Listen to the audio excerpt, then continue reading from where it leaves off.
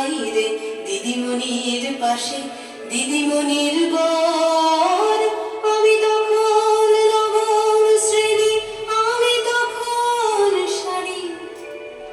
আলাপ হলো বেনি মাধব সুলেখাদের বাড়ি।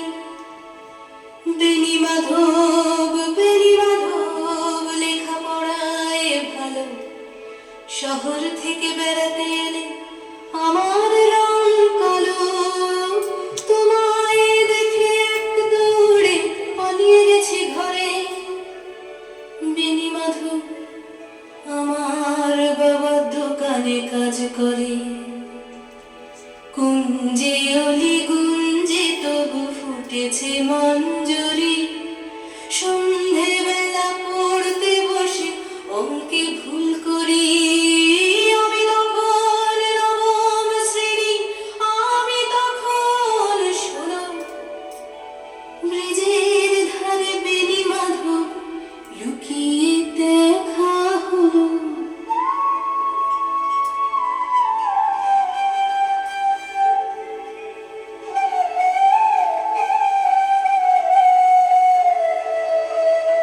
বেনি মাধব এতদিনের পরে সত্যি বলো, সেসব কথা এখনো মনে পড়ে? সেসব কথা বলেছ তুমি তোমার প্রেমিকাকে। আমি কেবল একটি দিন তোমার পাশে তাকে দেখেছিলাম, আলোর নিচে অপূর্ব সে আলো।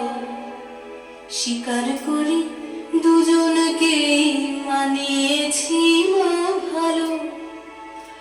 জুড়িয়ে দিল চোখ আমার, পুড়িয়ে দিল চোখ। বাড়িতে এসে বলেছিলাম ওদের ভালো হোক।